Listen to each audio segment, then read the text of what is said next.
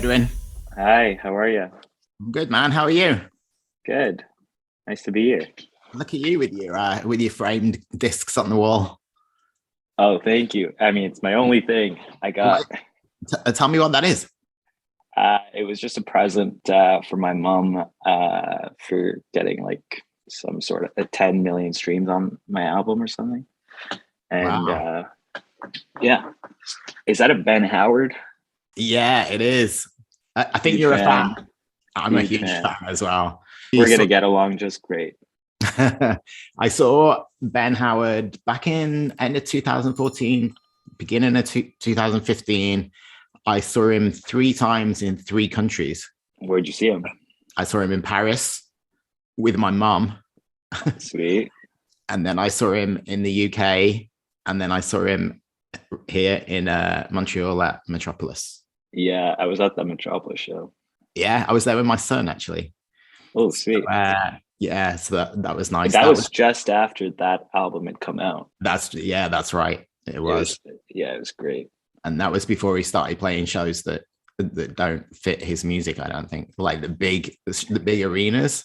It's like, yeah, it just didn't make sense. I saw him at Bell Center with that whole setup, and it didn't make any sense. He didn't play any of the hits from like the first 2 albums, and then like ended up playing like one song, like which was like "Rivers in Your Mouth," and like which is not even like a big track on that album. Played that, and the whole crowd went so wild, and I was like, dude, just give them what the crowd wants. Anyways, this whole interview is just a Ben Howard review session. Yeah, let's just talk about Ben for a while. So going back to your disc on the wall, yeah, it's from your mom. I'm sure when you were growing up, because I know you grew up in Dubai, I'm sure that wasn't what she had planned for you, right? This disc on the wall. No, not at all. Not at all. The thing is, I also didn't plan that. I kind of left home when I was 18. I came to Montreal to go to business school because my dad had sort of kind of groomed me to become this like business kid since I was a kid. And then, so I finished high school and I just didn't really have any intentions of that. And I just like, this kind of makes sense. I'll just study business and sort of figure it out from there. And then I came to Montreal, and then like I was completely blown away by like the music scene here.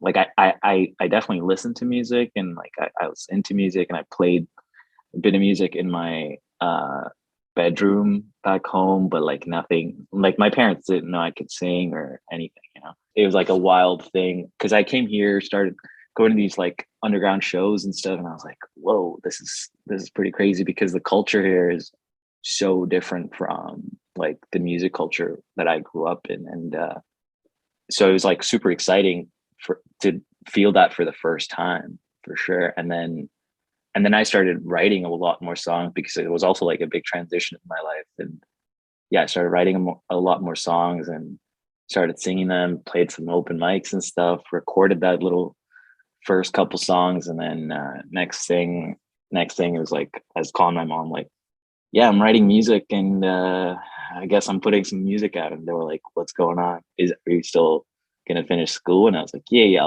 I'll finish school. I know you guys want me to finish school, but I'm also gonna take a little dip in the music scene. And that's kind of how it started. And did you finish school? Yeah, I did finish school. Good boy. Yeah, did finish school. I have a degree in marketing and economics that I do not use whatsoever. Yeah, but never say never. Yeah, that's the origin story. So why Montreal? Was it just because of school, or was there something else that drew you here? It's weird because I went to an English school, and so everyone so I did A levels, which is the English system, and then everyone sort of went to the UK for university, and I kind of didn't want to go to the UK. And my next best choice was to go to Australia, because no one stays in Dubai for past high school. That's the other context here. You just gotta go. And I was gonna go to Australia, but then they start school way later, and in like Feb, and I didn't want to hang around at home doing nothing. So then I didn't want to go to the States because you got to do like SATs, and also I just have an icky feeling about the States sometimes. And then Canada was the next choice, and then just kind of landed on Montreal, and then got here, and it was like such a random, spontaneous decision that like ended up being like such a life-changing situation for me. Yeah, I think you moved to Montreal the same year I moved to Montreal. Was it around 2014? Yeah, I moved here 2013. 2013. Okay, so a year before me. Yeah, Before I but moved. it's okay. That first year is kind of blacked out for me. Is a crazy first year, just university stuff. Yeah. So you touched on music being different for you when you were back in Dubai. What kind of things were you experiencing back then as far as music's concerned? Not much. That's the crazy part. I was like, my parents put me to like guitar lessons and piano lessons as a really young kid, like when I was 6 and stuff, and I could not care for it. It was one of those things where like your parents putting you into something, and like you're just like, why am I being forced to spend 3 hours of this classical guitar lesson, like learning something I don't even know? And then like when I was like 11 or something, I like completely told my parents, I was like, I'm really into sports. And like, can we move on from this phase? And then I started like, but then you get to that point when you're like 15, when you start figuring out like the genre of music you start really liking. And then that's when I was like listening to like John Mayer and stuff, like when I was like 15, 14. And then like that became like, oh, I like loved like blues and like indie alternative music. And I started really getting into that. And like that was when I like picked up that guitar that was sitting at my house, like being like, I could probably figure this out, and just kind of started self-teaching myself, and just to play songs. Like I did not care about music theory. I did not care about any of that. I just wanted to learn exactly how to play that song or like go off from that song. And so I like started off by learning a bunch of these John Mayer songs, and those songs technically are pretty hard. Yeah, and I was gonna say that. It wasn't like an easy, like, let's just pick up the guitar and play like a Cat Stevens song. You know, it was just like a completely different ball game. And I think because I started learning off like these really harder songs at the start, I like, then it became like quite easy by the time I was 18 to be like, okay, I can kind of figure out how to play different songs now. I also got that like background of like playing guitar pretty well around that time. And then I came here, I brought my guitar, which was also a big move. And then, yeah, I just started playing so much in my dorm room because it was harder. It was easier than making friends in a way. Do you remember the first song you wrote? Yeah, the first song I wrote was a song called Sleep. And it was like when my grandma died, and it was like one of those things where this person that I like knew every summer, because I would see my grandma every summer for a month. That's like how it worked.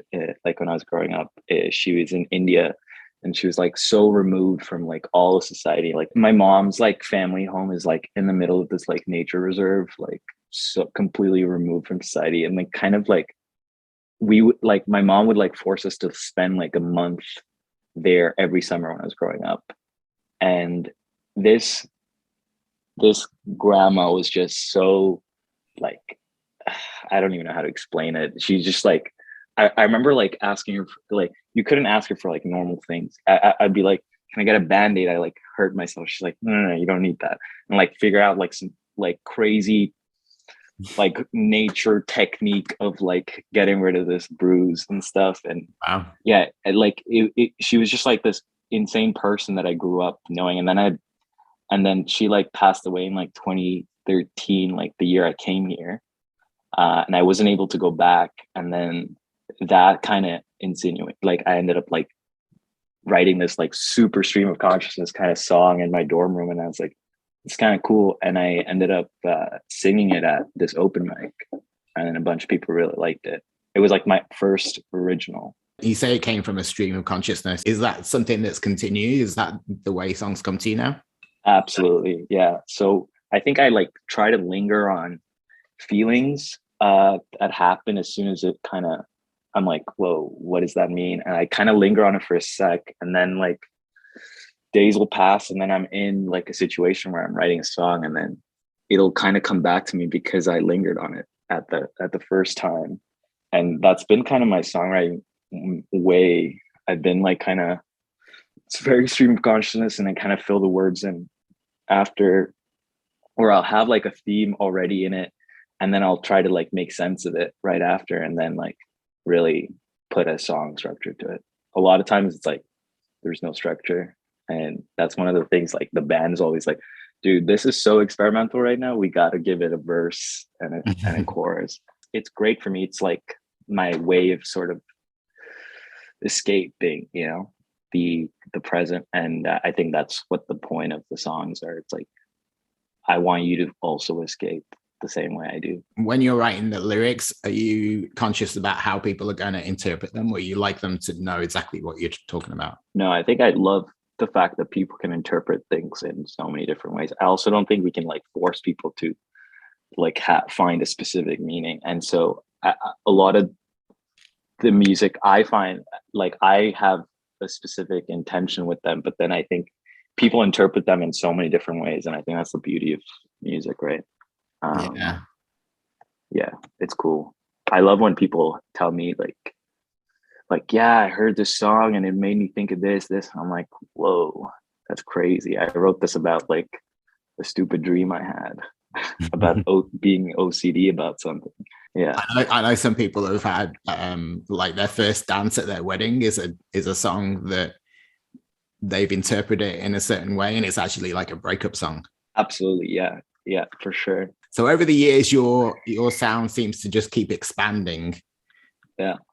Is that something that you always wanted to do, or that's kind of come naturally to you?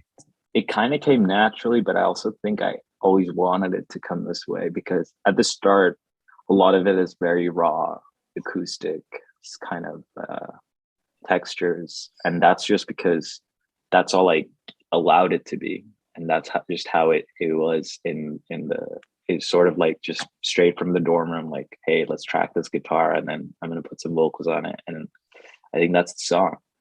And I think it's kind of beautiful how like over time, like, I've also become better musician because of making records and playing live shows and working with so many different songwriters and producers.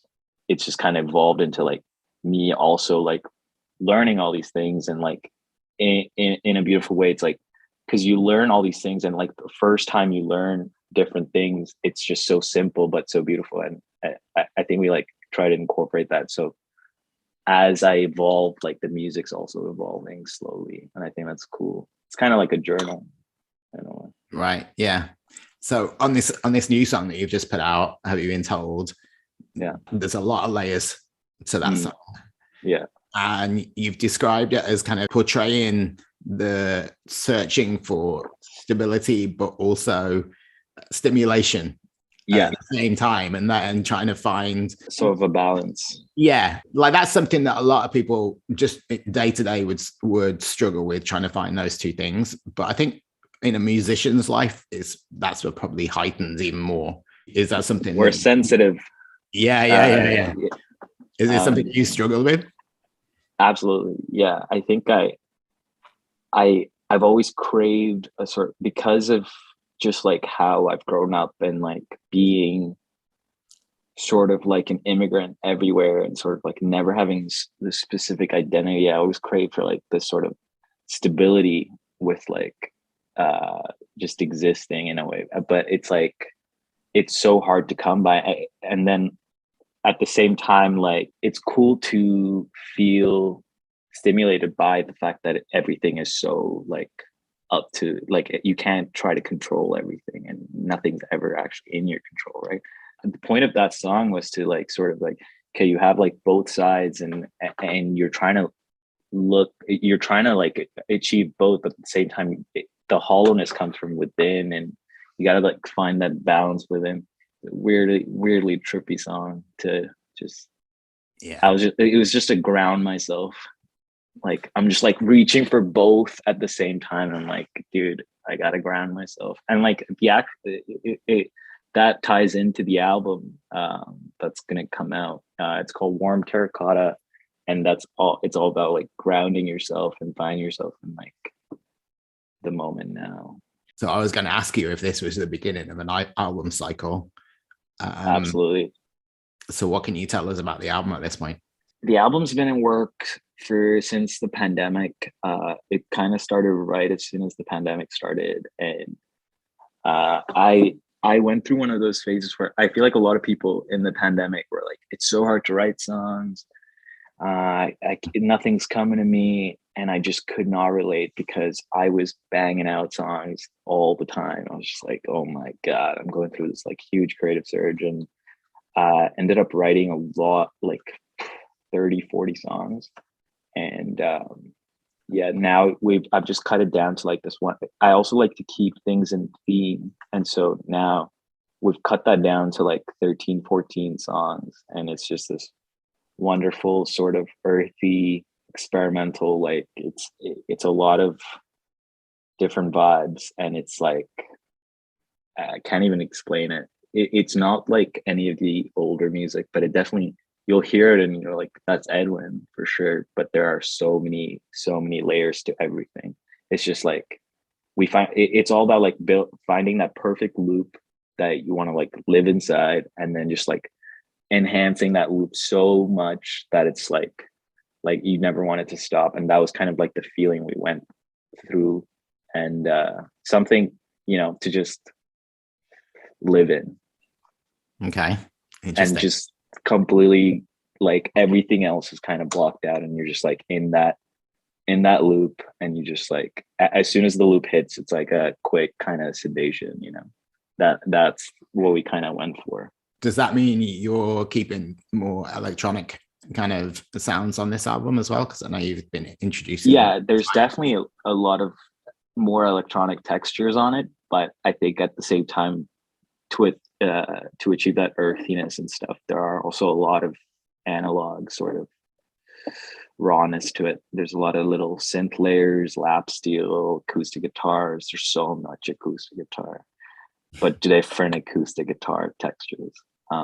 Things where you're like, oh, that's a percussion. Nope, it's an acoustic guitar. I also like was able to get a lot of amazing musicians in on this project too, like just people that I like love their work, and I definitely wanted to encompass them in this stuff too. And I got, it's a pretty sick dream team on this project, and it's still not like completely finished or anything, but it's getting there, and it's just sounding perfect, lush. Just I'm so excited for this to come out. I've been like itching for it to come out, but also finish it.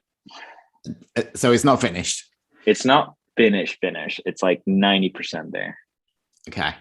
Yeah. And is this single representative of what's to come on the album, or is there surprises? Lots of surprises. I think that song is quite unique in itself. I think every song is quite unique in their own way, but I don't think any one song actually is similar to another song, which is cool.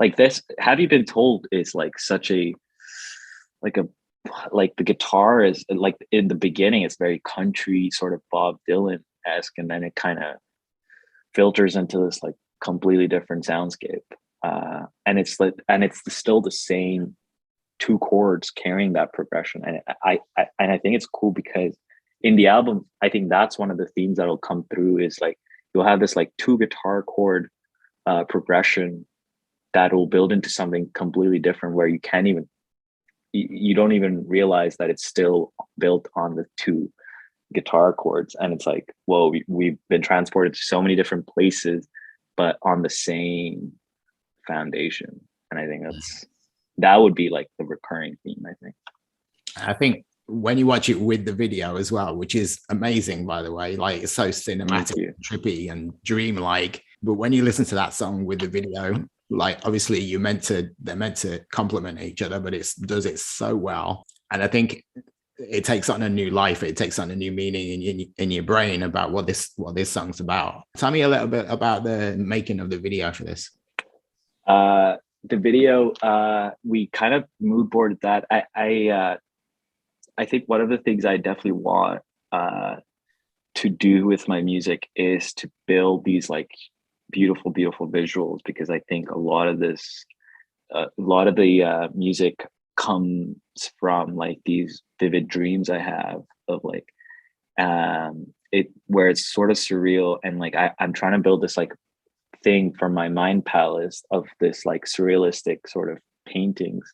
It's kind of like a Dali version of a song, and so like I want to put a lot of emphasis on these visuals, and I think it's easier said than done, and you need a huge budget for these things, as it turns out, and it's not like hugely encouraged, I find, in this sphere right now. But it's something I've just been like, I want to make these like huge cinematic visuals for these songs that just to accompany them. And with that, I wanted to shoot that in India, to give it like the full theme. And I had this whole plan last year to shoot it, and then it just didn't work out because of COVID. And the next best thing, we ended up shooting, because I wanted it to have these desert shots and this whole thing about me feeling trapped inside a maze and me trying to get out, and realizing me getting out into the desert is sort of like a bigger scale maze, where so essentially I have to find the balance within. So it doesn't matter if I'm in my house trying to get out of this maze, because once I get out, also the desert is also a maze, like the world is also a maze. So that's what we kind of went with. We ended up finding this location in Ontario called Sandbanks. It was freezing, and I am running around in this desert bare feet like an absolute maniac. And yeah, it came together perfectly. I have a friend who was the producer on that. He's just like pure cinephile, so he like kind of had a great mood board for it, and then we got the edits in, and it just came together. It was 2 months of like me and the editor sitting on this laptop screen editing that video, and I was like, okay, we're actually putting in so much effort on this music video right now. But I think that's the beauty of it, because now every time I watch it, it's like I know each and everything was like so thought out. We're like, yeah, we got to do this, and yeah, super happy with how that turned out. And I'm trying to get a couple more videos out for the album for sure. We just shot one in Costa Rica. Nice. Which will be super cool. I'm a drone guy now. You fly a drone once, you're a drone guy. It's funny that you mentioned about your vivid dreams, because I literally have a question written down here to ask you if you're the kind of person that has vivid dreams. So you answered my question without me even asking it. And you can kind of tell when you listen to the music, but especially when you match that with the visuals, there is a very dreamlike vibe to a lot of the stuff that you do, especially the more recent stuff, I think. I have these really ridiculous dreams sometimes, and I try to, now I'm kind of, before I used to be kind of anxious about having these strange dreams, but now I like really hone into them. I try to even like vocalize things in my dreams so I can make sense of it. While it's happening, I try to speak, and then like I'll utter like the most strangest words. And I have this journal right next to my bedside, so I'll just write down these like random phrases and sentences that I would have like said in the dream, and then I try to like make sense of what that dream means to me and stuff. And yeah, it's a weird process. Not I like never explain it to people, because people are just like, dude, you're strange. Yeah, but like inspiration can come from anywhere, and sometimes you don't know why the inspiration comes to you. So in dreams, you can't really work it out. You just have to take it. Absolutely. And I think I try to like recreate that. That's what I'm trying to recreate visually.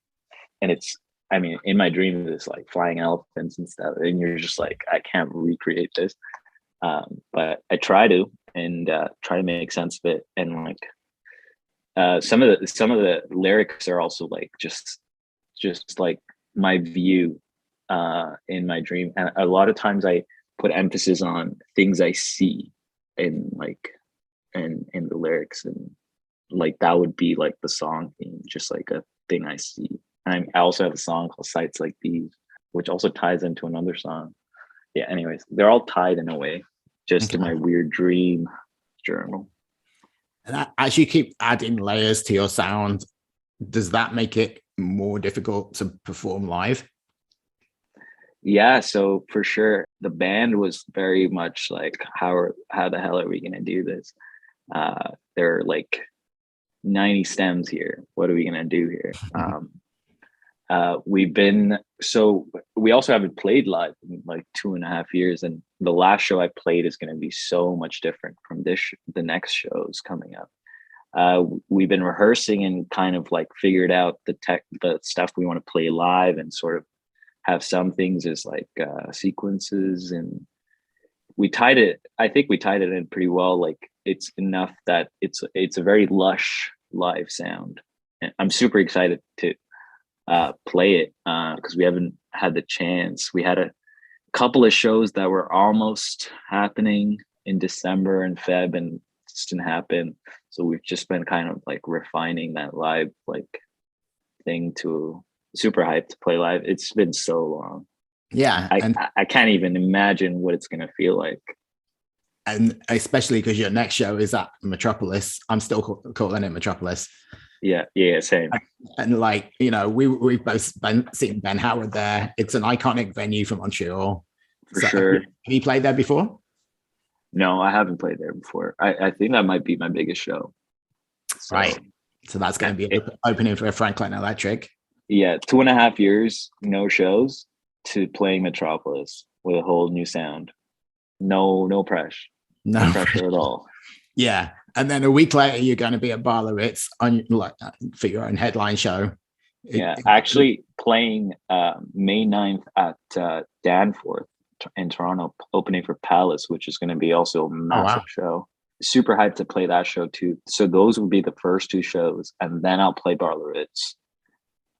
So it's kind of like 2 big shows and then kind of a couple little small shows. And yeah, it doesn't even matter. Like it's going to be the same sort of vibes carried through. And I think for the smaller shows, we're going to be having a much more extensive set, which is a very beautifully constructed set right now. We've been like tinkering and making little changes, and it's cool. So. And do you bring any of the visual elements into the live show? We're trying to get some of the visuals in, and yeah, it's hard. Man, everything costs. It's crazy. But we're trying to. It's definitely the goals. We have some sort of visual stuff now, but it's definitely not the finished vibe yet. I'm envisioning it to be way cooler, and I have all this like ideas for stage design I keep sending to the team, and they're just like, how do you want us to pull this off? This is not the Cirque du Soleil. I'm like, I don't know, man. Maybe you can do like a nice Montreal collaboration with Cirque du Soleil where you work together and find if that can happen. Hey, if you can make that work, I'm all ears. We're putting it out into the universe. That's it. And then, you know, you've got big show, then a very small show, and then Osheaga this summer. How do you feel about that one? That one's going to be crazy. We also have some songs on the record that are very more like, it's not the acoustic vibe, you know, it's more like a bit more jazzy, bit more upbeat, and we call them, they're like remotely different from the acoustic stuff, but we call them festival anthems. We've been manifesting those since we started writing. We're like, oh yeah, this is just a festival anthem, and so we're super hyped to play those songs, and I think it'll be, yeah. I've never played a full festival before, so it's gonna be dope. And I also haven't been to Osheaga before, even though I've been there. So, yeah, I went to Osheaga last year, which was sort of the smaller scale. Yeah, Osheaga. Everyone told me that when I was there, they're like, "Oh, Osheaga is not actually like this," and I was like, "Okay." Yeah, it's not. Well, it sounds like it's exciting times for you. Like things are starting to happen. Yeah, very quickly. Things are starting to happen. Yeah, and it's. I think so much of being a musician and an artist is like waiting around for things to happen, Hurry up and you know, wait. and there's just like so much anxiety built on like, oh, am I going to get this? Is this going to happen? Is this going to happen? And the pandemic didn't help anyone. So yeah, I'm just super grateful to be here right now and have these things coming up. And like 17-year-old me would be like astounded. Also, one of the dreams is to get my parents to come watch a show because they still haven't seen a show, and they just know this like entire, like I go back home and they still treat me like that 17-year-old me, you know, and I'm just like, guys, I'm super different now. I'm an artist, and yeah, I just gotta, yeah, that's one of the goals, and yeah, play more shows. I feel like playing shows is like the highest serotonin you can get as an artist. Like right after post show is like one of the best feelings. So I'm itching to feel that again, and I want to feel that all the time, forever. Hopefully, more shows to come, more festivals to come, and with the album, I think we'll do like a really bigger, nicer tour, a lot more dates. I feel like there's so many people asking me to come to all these random cities, and I'm just like, dude, how do you think this works? But you know, it's obviously a lovely feeling. Yeah, exciting. I love the music. Like, Thank you. It's really my kind of thing. So I'm looking forward to seeing how this album turns out when it's done. Well, thank you very much for your time. Of course. Enjoy the rest of your day. Thank you for speaking to me. Thank you for the interview. Also, I haven't done an interview in so long. Thanks Have again. a great day, dude. You too. Take care.